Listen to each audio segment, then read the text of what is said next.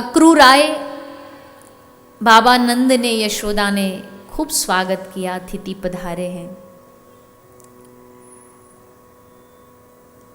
रात्रि का समय था, भोजन का समय चल रहा था।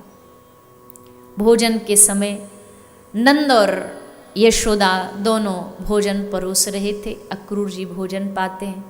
भोजन पाने के बाद नंद बाबा ने पूछा अक्रूर जी से, आपके आने का उद्देश्य, कारण क्या है? अक्रूर ने बताया, हे बाबा नंद, कंस महाराज का आदेश है। महाराज कंस दुनिया के, पृथ्वी के जितने भी बड़े बड़े योद्धा हैं सबको बुला करके एक साथ सबका मिलन कराना चाह रहे हैं। और वो चाहते हैं कि इस मिलन में आपके पुत्र कृष्ण और बलराम, इन दोनों को भी भेजा जाए। यशोदा मैया खंबे के पीछे खड़ी थी। हाथ में एक पात्र था पानी का, जल का। और जैसे ये बात सुनी कि अक्रूर आया है, किसको ले जाने के लिए? कृष्ण को ले जाने के लिए, तो मैया के हाथ का जो बर्तन है, जो पात्र है, वो नीचे गिर गया। और माता यशोदा अपने हृदय के बांध को बांध ना पाई, रोक ना पाई। भागती रोती रोती मैया अपने कक्ष में चली गई। कृष्ण खेल के वापस आए। कृष्ण ने देखा, आज पहली बार मैं आया और मैया दरवाजे पे खड़ी ना मिली। पूरे दिन मैया रास्ता देखती थी कि संध्या हो गई, धूल उड़ने लगी, कान्हा आ रहा होगा, कान्हा आ रहा होगा। आज मैया नहीं थी दरवाजे पर। भागते भागते कनी, अरे बाबा मैया कहाँ चली गई आज? बाबा ने कहा, लाला तेरी मैया कक्ष में बैठी है, सैया पर सोई है। ये कोई सोने का समय मैया का? क्या हो गया? स्वास्थ्य तो ठीक है। बोले लाला तू जा करके पूछ ले। भागे भागे कृष्ण गए। माता यशोदा सैया पर पड़ी पड़ी रो रही थी। कृष्ण ने जाके मैया को, अरे मैया तू काय को रो रही है? तेरा इतना सुंदर लाला है, इतना प्रेम करने वाला पुत्र है, फिर काय को रोती है? मैया यशोदा ने कहा कि तू जानता है ना अक्रूर क्यों आया है, और तू इसलिए मुझे अपनी चिकनी चुपड़ी बातों में फंसाने की कोशिश कर रहा है। पर हे कृष्ण कन्हैया, तू नहीं जानता लाला, यशोदा मैया तेरे बगैर एक पल भी नहीं रह सकती। अक्रूर कहता है कि तुझको मथुरा लेकर के जाएगा। कृष्ण, ये ब्रज एक पल भी तेरे बगैर जी नहीं सकता। ये ब्रज कैसे जिएगा? ठाकुर जी ने कहा, मैया तू तो ऐसी बात कर रही है जैसे मैं कभी आऊंगा ही नहीं क्या? अरे आज जा रहा हूं, परसों वापस आ जाऊंगा। कल का उत्सव मेला देख करके मथुरा भी देखाऊंगा। मथुरा में सुना बड़े अच्छे अच्छे लोग रहते, बड़े पैसा वाले लोग रहते। अब मैया तू ही तो कहती है कन्हैया तो को बड़ो है कि या ब्रज को राजा बननो है, ब्रज को संभालनो है। अब मैया या ब्रज में ही रहो तो मैं ना तो पढ़नो सीखो, ना मैं कहीं ते मिलनो सीखो। या ब्रज में रह के तो मैया मैंने चोरी करवी सीखी है। अब ने क्या ब्रज ते बाहर जाऊंगो, बाहर के लोगन को देखूंगो तो कुछ गुण आएंगे। ओ मैया तू काहे को रो रही है? कौन सी बड़ी बात है? मैया परसों वापस आ जाऊंगी।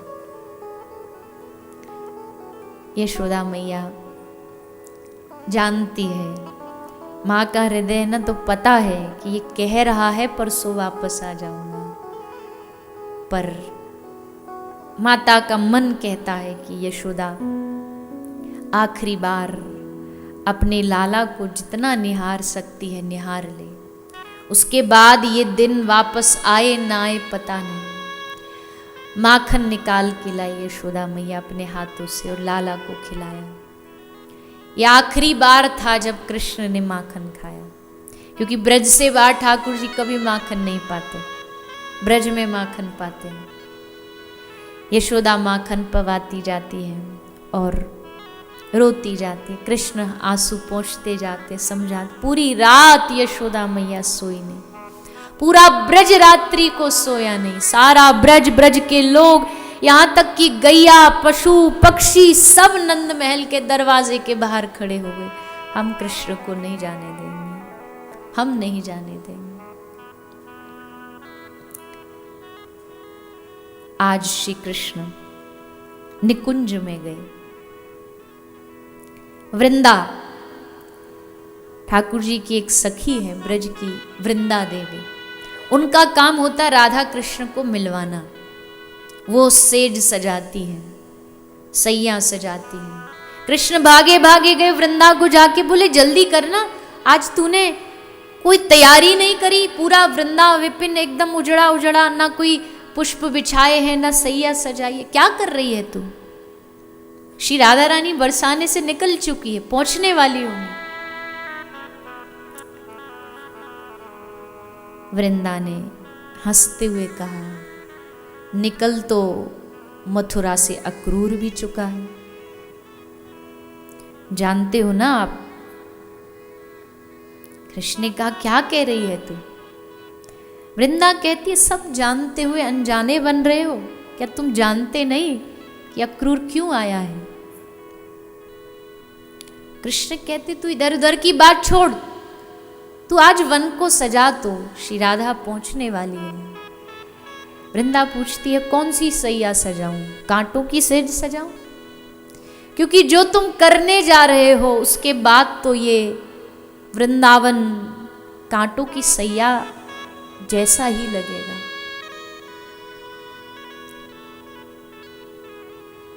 कृष्ण ने कहा वृंदा तू तो समझ सकती है, मुझे दैत्यों का संहार करना है, मुझे अपने अवतार का कारण पूरा करना है। वृंदा ने टेढ़ी नजरों से देख के कहा अच्छा, बड़ी चिंता है तुमको दैत्यों के संहार की, लेकिन तुम्हें इस ब्रज के लोगों की चिंता नहीं है कि जब तुम चले जाओगे तो इस ब्रज को कौन बचाएगा? तुम जानते हो ना कि तुम्हारे जाने के बाद इस वृंदावन में आंसुओं की बाढ़ आ जाएगी। उस बाढ़ में जब ये वृंदावन डूबेगा तो कौन बचाएगा? बस बातें चली रही थी कि इतने में आवाज आई राधा रानी की, कहाँ हो श्याम सुंदर, कहाँ हो प्यारे? कृष्ण ने अपने आंसू पोंछे। आई श्री राधा रानी पास और वृंदा कहती है जाओ कह दो, बता दो। आ गई श्री राधा रानी। कृष्ण हाथ जोड़ के वृंदा से कहते वृंदा मैं ना कह सकूंगा, मैं बोल ना पाऊंगा श्री राधा रानी के सामने। मेरे हृदय में इतनी ताकत नहीं कि मैं राधा को कह सकूं कि ये हमारी आखिरी मुलाकात है, ये हमारी आखिरी भेंट है। वृंदा कहती है ठीक है तो सजा देती हूं आपके लिए विरह की सेज। और बस इतने में श्री राधा रानी आई और जैसे श्री राधा रानी आई देखा कि श्री कृष्ण के आंख में आंसू। राधा रानी को एकदम आश्चर्य हुआ, ऐसे कैसे हो सकता है? लगता है मैं जो बार बार मान करती हूँ, बार बार रूठ जाती हूँ, इससे नाराज हो गए मेरे श्याम सुंदर, दुखी हो गए इसलिए रो रहे हैं। आज तक तो आपको कभी ऐसे मैंने देखा नहीं रोते। रोना बहुत बार देखा है श्री जी के विरह, पर आज ये आंख के अश्रु कुछ कह रहे हैं, क्या बात है? कृष्ण श्री राधा रानी के चरणों में बैठे और अपने सर का मुकुट उतारा। कहते ना जब आदमी हार जाता है, जब उसको दिखता है कि उसका अब वो कर्जा नहीं उतार सकता, उसके पास देने के लिए पैसा नहीं, तो अपने सर की पाग उतार के उसके चरणों में रख देता है कि भैया मेरे बस की बात नहीं। तो श्री कृष्ण ने भी अपने माथे का मुकुट उतारा और श्री राधा रानी के चरणों में रख दिया और हाथ जोड़ करके कृष्ण ने कहा कि हे राधा, मैं तेरा जन्मों जन्मों का अपराधी हूँ, मुझे क्षमा कर दो। और आज पहली बार श्री कृष्ण राधा रानी से नेत्र नहीं मिला पा रहे, नजरें झुकी हुई हैं और नीचे देख करके रोते हुए श्री राधा रानी से कहते हैं। इतने में ग्वाल बाल भागे भागे आए, ओ कन्हैया अरे सुन तो जरा, अरे भैया देख देख एक मथुरा से रथ आया है। और जैसे रथ आया तो रथ से अक्रूर नीचे उतरा। राधा रानी ने पूछा श्याम सुंदर से, कौन है ये? प्रभु चुप रहे, फिर कहा बताओ ना कौन है ये? कृष्ण ने कहा कोई नहीं। श्री राधा रानी कहती अरे मुझे नहीं बताओगे? साथ में वृंदा खड़ी है, कहती हाँ हाँ बता दो ना कौन है, कह दो ना अक्रूर आया है मथुरा से, और ये भी बता दो कि तुम व्रत छोड़ करके जा रहे हो। जैसे श्री राधा रानी ने सुना तो एकदम स्तब्ध हो गई। क्या कह रही है वृंदा? सच ही तो कह रही हूं, नहीं यकीन हो तो पूछो इनसे जो तुम्हारे चरणों में बैठे। ये वृंदावन छोड़ करके जा रहे हैं और कभी ना लौटेंगे, ये भी हमको पता है। क्योंकि एक बार जिसको शहर के वैभव का रस लग जाएगा तो हम गांव के गवार लोगों से उसको क्या लेना देना। जैसे वृंदा ने कहा, पूरा वृंदावन रो उठा कि श्री कृष्ण जा रहे हैं। राधा रानी ने अब भी नहीं माना। राधा रानी ने सोचा ये ऐसे ही सखियां कभी कभी रस बढ़ाने के लिए विनोद करती रहती हैं। चुपचाप वो घर आ गई वापस कि ये सब बेकार की बातें। राधा रानी ललिता से कह रही है, देखना ललिता आज वृंदा ऐसे ऐसे बोल रही थी, कृष्ण जा रहे हैं। अरे कृष्ण कभी छोड़ के जा सकते वृंदावन को? वृंदावन तो उसका प्राण है, वृंदावन तो उनका मन है। ललिता का हृदय एकदम जल रहा है कि इसको कैसे समझाऊं कि ये मजाक नहीं है, ये विनोद नहीं है, कृष्ण वास्तविकता में जा रहे हैं। राधा रानी कहती है चल मेरे साथ नंदगांव चल, अभी ये बात झूठी साबित कर देती हूँ। यशोदा मैया को पूछूंगी, यशोदा मैया एक क्षण में बता देंगी कि ये कन्हैया बार बार नाटक करता रहता है। हाथ पकड़ करके श्री राधा रानी ललिता को लेकर के नंदगांव पहुंची। एक रथ भी खड़ा है सामने, लोग खड़े हैं नंदगांव के महल के बाहर। अक्रूर को देखा, अरे तो वही आदमी है वहां मिला था। तो पूछा कौन हो तुम? अक्रूर ने कहा मैं कृष्ण का काका अक्रूर। फिर राधा रानी ने देखा, पहले तो नहीं देखा तुमको कभी, यहां पहली बार आए हो? हाँ, क्यों आए हो? मैं कृष्ण को लेने आया हूं। सब सखियां खड़ी खड़ी सोच रही है क्या बोल रहा है। एक बार कम से कम सोच तो लेता कि मैं लेने आया हूं, इस बात को सुन करके इस पर बीतेगी क्या। श्री राधा रानी ने कहा कि तेरा नाम अक्रूर रखा किसने? अरे यथा नाम तथा गुण, तू अक्रूर नहीं है, तू तो क्रूर है। तू हमारे प्राण धन को हमसे छीन करके ले जा रहा है। ललिता ने पूछा अक्रूर से, किससे पूछ के ले जा रहा है? अक्रूर ने कहा नंद बाबा से पूछा। और किससे पूछा? यशोदा से पूछा। गोपियां चिल्ला उठी, हम गोपियों से पूछा? हमारी राधा रानी से पूछा तूने? बस आया और मैं कृष्ण को ले जाने आया हूं, क्या अधिकार है तेरा ले जाने का? अक्रूर कहता है, हे गोपियों, मेरे पास तुम्हारे प्रश्नों का कोई उत्तर नहीं, समझ लो विधि का विधान है। गोपी कहती ये विधि और ये विधान ये सब हम इनमें नहीं मानती। हमारे लिए विधि भी कृष्ण है, हमारे लिए विधान भी कृष्ण है, हमारे लिए हमारा परमात्मा भी कृष्ण है। तभी कृष्ण आए, रथ पर बैठे। रथ पर बैठकर रथ चलने लगा। दूसरी तरफ मां यशोदा जैसे कृष्ण निकला बेहोश होकर के गिर पड़ी। किसी ने आके मैया के मुंह पर जल डाला, मैया तेरा लाला जा रहा है, एक बार अंतिम समय में एक बार उसको गले लगा ले। उठी यशोदा, भागी आई, दौड़ी आई और आकर के श्री कृष्ण को, कृष्ण ने देखा दौड़ती दौड़ती रथ के पीछे मैया आ रही है। कृष्ण भी भागे, रथ से नीचे उतरे और जाकर के मैया को गले से लगाए, हृदय से लगाए और हाथ जोड़ करके यशोदा कहती है, कृष्ण जाने से पहले एक प्रार्थना है। अरे मैया तू कैसी बात कर रही, तू प्रार्थना नहीं तू आज्ञा कर। यशोदा बोली,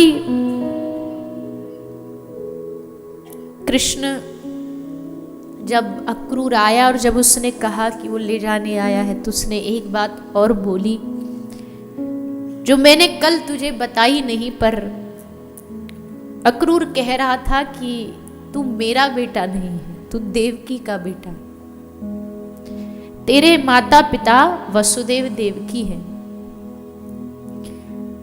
हाथ जोड़ करके आज ये यशोदा तुझसे क्षमा मांगती है, क्योंकि ये बात अब तक तो तू भी जान गया होगा कि तू देवकी का बेटा है, लेकिन मैंने कई बार तुझे डांटा, कई बार उखल से बांधा।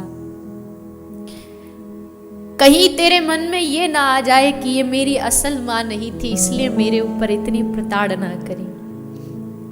कन्हैया, मैंने कभी नहीं चाहा कि मैं तुझे कष्ट दूं, हो सके तो अपनी इस यशोदा को माफ कर दे। कन्हैया ने कहा, माता तू क्या कह रही है? मैया तू मेरा प्राण है, तू बात करती है क्षमा कर दे। मेरी क्या औकात कि मैं यशोदा को क्षमा करूं? तू मेरी माँ थी, तू मेरी माँ है और तू ही मेरी माँ रही। लोग कुछ भी कहे, दुनिया कुछ भी कहे, पर मैं यशोदा नंदन हूं, मैं यशोदा का ही लाला। कहकर रथ आगे बढ़ा और बीच रास्ते में गोपियां रथ रोक करके खड़ी हो गई। गोपियां खड़ी हैं, कृष्ण नीचे उतरे। क्या हुआ? गोपियों ने कहा, उनसे आज्ञा लेने नहीं जाओगे एक बार? कृष्ण ने पूछा, कहाँ है वो? तो बोला, यमुना के घाट पर बैठी है। कृष्ण गए, श्री राधा रानी के सामने बैठे। राधा रानी समझ गई कि बोल नहीं पा रहे। बोली, कुछ तो बोलो। कृष्ण ने कहा, राधा जाना पड़ेगा। राधा रानी ने पूछा, फिर कब आओगे? कृष्ण ने फिर कहा, कर्तव्य निभाना पड़ेगा। समझ गई श्री राधा रानी की उत्तर देने में यह असमर्थ है, झूठ बोल नहीं सकता। कृष्ण ने अपनी हाथ से बांसुरी निकाल करके श्री राधा रानी के चरणों में रख दी, क्योंकि ब्रज से जाने के बाद कभी कृष्ण ने बांसुरी को छुआ नहीं, बजाया नहीं। और श्री राधा रानी को दे के कहा, राधा ये मेरी अमानत है, इसको तू अपने पास रख और जब याद आए इसको बजाना। राधा रानी ने कहा, कैसे बजाऊंगी? ये तुम्हारी बांसुरी है, मैं इसकी पूजा करूंगी, मैं इसको हृदय से लगाऊंगी। नहीं, जब याद आए बजा लेना। राधा रानी ने कहा, फिर तो कभी नहीं बजाऊंगी, और हंसी बड़ी जोर से। क्यों नहीं बजाऊंगी? याद आएगी तो बजा लेना। याद तो उसकी आती है जिसको भूलते हो। मैं जब तुमको भूल ही नहीं पाऊंगी तो याद कहां से आएगी? विरह इतना बढ़ रहा है कि कभी श्री राधा रानी एकदम जड़ बन जाती है, कभी हंसती है, कभी रोती है। और जैसे कृष्ण निकले तो राधा रानी चीख करके बोली, मत करना, मत करना, कभी भी प्रेम मत करना, इस छलिया से कभी मत करना।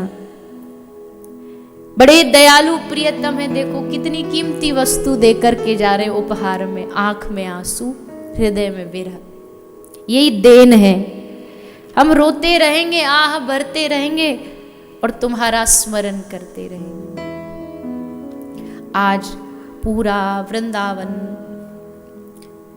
जड़ बन गया, बंदर शांत हो गए, गायों ने रंभाना बंद कर दिया, यमुना ने बहना बंद कर दिया।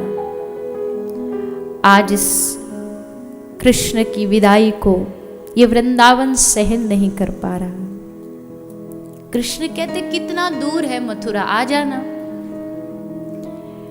राधा रानी ने कहा नहीं, हम कभी मथुरा नहीं आएंगी। क्यों? क्योंकि हमें राजाधिराज कृष्ण नहीं चाहिए, हमें ब्रज वाला कान्हा चाहिए, वो मथुरा में नहीं मिलेगा। और प्रेम की अपनी ठसक होती है, प्रेम की अपनी चाहत होती है। जैसा प्रेमी चाहिए हम उसी का रूप दर्शन करेंगे। रथ पर बैठे कृष्ण, अक्रूर बैठा था। गोपी ने कहा तुझको क्या कहे, तू क्या प्रेम को समझता, तुझे एक ही बात कहेंगे, तेरी यात्रा शुभ हो बस, क्योंकि तू प्रेम तो समझ नहीं सकता। गोपियों का झुंड आज श्री कृष्ण के विरह में अपने आप को एक दूसरे को संभालती हुई आगे बढ़ी। रथ आगे बढ़ा और जैसे रथ आगे मथुरा की ओर बढ़ा, सारी गोपियां एक एक एक एक करके वहीं मूर्छित होके गिर पड़ी। श्री राधा रानी मूर्छित होके गिर पड़ी। 5 दिन तक श्री राधा रानी बेहोश होकर के ब्रज की भूमि में पड़ी रही। ललिता, विशाखा, जितनी सखियां हैं सारे ब्रज के वैद्यों को बुला लाई, कोई हमारी राधा को ठीक कर दे। पर कैसे ठीक करे? जो रोग है वो तो मथुरा में है, रोग भी वही है, रोग की दवाई भी वही है। जैसे 5 दिन बाद होश आया, एकदम जाग करके श्री राधा रानी बोली कब आएंगे, कब आएंगे? किसी सखी ने कहा सुना है, तसल्ली देने के लिए सुना है कृष्ण आ जा रहे हैं। और जैसे राधा रानी ने सुना, आज दौड़ी नंद महल की ओर। वहां एक तरफ यशोदा, राधा रानी को देखा तो मन को तसल्ली मिली। क्या कर रही हो मैया? यशोदा कह रही सुबह से माखन निकाल रही हूं। क्यों? आज सुबह सुबह मैंने देखा था जब जगी थी, दरवाजे पर बाहर दीवार पर एक कौआ काव काव कर रहा था। कहते कौआ बोलता है तो कोई आता है, हमारे घर में तो एक ही आने वाला कृष्ण, वो वापस आ रहा होगा। और जैसे ये बात चली रही थी कि धूल उड़ती हुई आई रथ से। रथ आके रुका तो मथुरा में कृष्ण और बलराम को छोड़ करके नंद बाबा वापस आए। रथ से नंद बाबा नीचे उतरे, सब भागे, कन्हैया आ गया, कन्हैया आ गया, अरे लाला आ गया, देखो बाबा वापस ले आए। सब भागे, सब दौड़े। जैसे नंद उतरे, यशोदा ने पूछा कन्हैया कहाँ है? मौन रहे बाबा, मौन होकर के चुपचाप भीतर जा रहे हैं। यशोदा अब भी नहीं मान रही।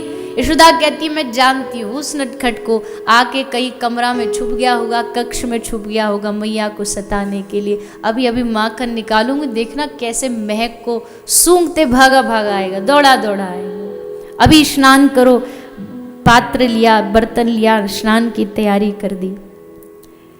लेकिन तब बाबा आए और हाथ पकड़ के यशोदा को कहा कि यशोदा, कन्हैया वापस नहीं आया। चारों ओर यशोदा की आंखों के सामने अंधेरा छा गया। श्री राधा रानी वहीं खड़ी थी, मूर्छित हो गई। एक ही आशा बची थी कि जब कृष्ण आएंगे, जब बाबा आएंगे तो उनके साथ में अपने साथ कृष्ण को लेकर के आएंगे। यशोदा धैर्य नहीं बांध पाई, नंद बाबा को सुनाने लगी उल्टा सीधा, अरे कैसे पिता हो तुम, कैसे अपने लाला को छोड़ाए? क्या तुमने सुना नहीं अपने पुत्र के विरह में महाराज दशरथ ने प्राण त्याग दिए थे, तुम कैसे जीवित हो अभी तक? नंद बाबा ने कहा यशोदा जानती है क्यों जीवित हूं? क्योंकि कृष्ण ने मुझसे वादा किया है कि बाबा एक दिन मैं वृंदावन जरूर आऊंगा, और जब आएगा वो यशोदा तो ढूंढेगा कि मैया कहाँ है, बाबा कहाँ है, गोपी कहाँ है। और अगर हमको जिंदा ना देखा तो सोच हमारे लाला पे कितना कष्ट होगा। इसलिए यशोदा हमको जीना पड़ेगा, अपने लाला के लिए जीना पड़ेगा, उसके इंतजार के लिए हमको जीना पड़ेगा, आशा रखनी पड़ेगी। अब ये ब्रज ब्रज नहीं रहा। यहाँ जो आनंद बरसता था, यहाँ जो हर रोज प्रातः होते ही प्रेम की वर्षा होती थी, कृष्ण के जाते ही ये वृंदावन निष्प्राण हो गया, सूख गया।